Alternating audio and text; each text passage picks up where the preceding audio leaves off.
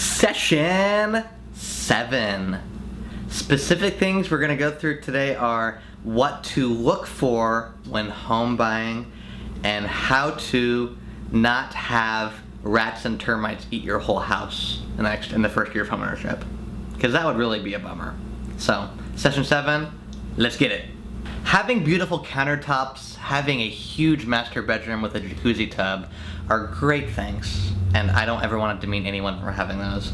But the reality is, if you have a beautiful kitchen, however there's a huge leak in the roof and you have mold in your attic, the kitchen doesn't seem as important anymore. So we're going to go through a couple things that are very specific on what to watch out for when you go into a home.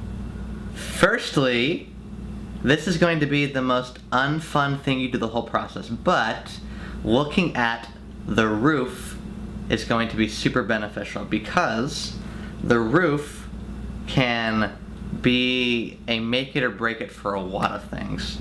And sometimes a lender will not even loan you money until there is a legitimate roof that adheres to their standards on it. So, the condition of the roof, what it looks like, the gutters, all these things are super, super, super important. I would encourage also with the gutters to look for ones that have the bit where the leaves can't go in. It's a gutter that has a top on it, so leaves actually can't go in. That's how I would have it at my house. Makes it super easy. I never actually have to clean my gutters. Again, that's kind of a luxury item. Anyhow, the condition of the roof is super important, because sometimes the lender won't even loan you money until that roof is complete. So, the condition of it, and the application here is to examine it from where you stand.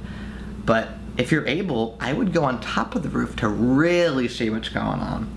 Go into the attic to really see, to even see if it's worth getting a home inspection, because sometimes there are things that are so obvious that it just makes it so obvious that, this is not going to be a winner, obviously. So if you can do those couple things in regards to the roof, it's going to put you on a super good foot going forward. What's that smell? It's mold. You don't want mold anywhere. So use your sniffer, or bring Sparky, or your little doggy to sniff. Don't bring the dog. But having discoloration, mold, wet spots, all sorts of different things like that, that can be a seriously costly mistake on your part, because that means that perhaps there's plumbing that's leaking, perhaps there is the roof that's leaking, there could be mold, dry rot.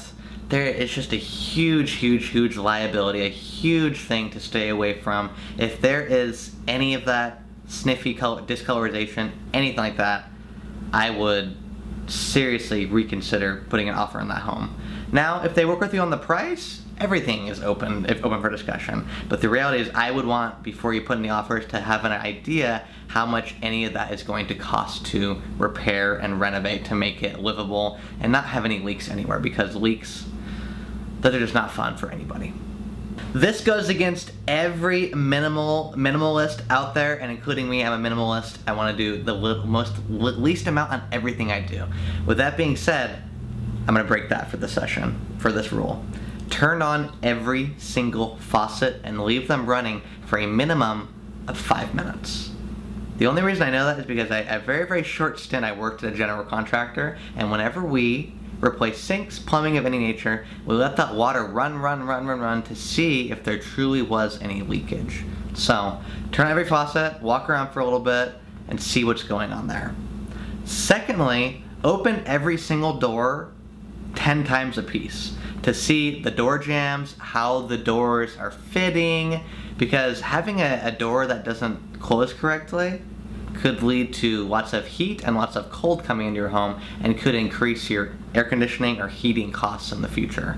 So just seeing these small things is super important, but the biggest one is definitely turning on those faucets and seeing if there is any little leaks or anything whatsoever with the plumbing, because the plumbing can be a super, super headache. I don't want you to buy a home, the second week you move in, you have to replace the bathroom faucet, the vanity, anything like that. That sucks, and it's always good to be proactive on both those things. So turn on the faucets, let them run for a minimum of 5 minutes, maybe even more, probably more, and then opening every single door multiple times to really see how each door holds in air, holds in heat, holds in cool, and how the door jambs are. Those are two significant things that are going to be helpful. The next is to count every single receptacle power. The power receptacles, or I guess outlets is the cute name for it. Every single outlet, and go to the circuit breaker box or ask whoever the selling agent is. Ask them what is the wattage on the home.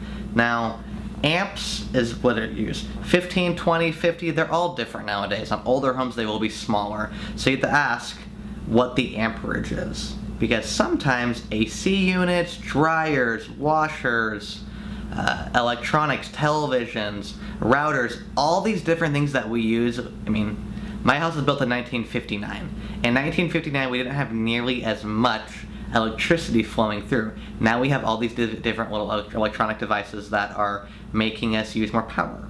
With that being said, figure out all the outlets, figure out the circuit breaker box where it is. I would encourage you to go to it and look at it. See what shape it's in. Does it look nice? Does it not look nice? Anyhow, but asking the selling agent what the amperage is and if that is enough. There's tons of calculations on Google. If you type in how many watts does my fill in the blank take, or how many watts do I need to run 3 different laptops, 3 computers, 3 TVs, whatever it is, there are lots of good rule of thumbs out there. I'll try to find one and put a link in the body, but definitely figure out, because you can be running things, and this sucks. I've done this before. I'm running my television, my 3 computers, and my portable AC unit, and the power trips. Everything goes off. My computers, all the things I was doing, completely lost. My AC stops. It's just a total mess. So count the outlets, figure out the amperage on the electricity box, and do some calculations on whether that would be sufficient enough. If it's not, that could be an added significant expense on how much you need to actually add or buy a whole new breaker or fuse box to really help mitigate your electronic use. Or you could use less electronics. You choose. And the last application in this session in regards to what to look for is to get past the open house, bright, beautiful lights, how shiny everything looks, how beautiful the decor is, and look at the details. Look at each outlet box and see what's going on in there. Look at every single faucet where it meets the wall and see if there's any water perspiration whatsoever. These details could save you a ton of money in the future, or give you some negotiating power when you end up sending your proposal in, to be able to say, well, this is wrong, this is wrong, this is wrong. How am I going to be compensated for that? And included in the price is the repairs you're going to make. So having the most firepower, I call it, before you submit your offer in, is going to be super beneficial. Look at the details, look at every single little thing. If your agent does not help you with these things, you need to go back a couple of sessions and find a new real estate agent. But I'd like to encourage and think that the realtors are going to help you.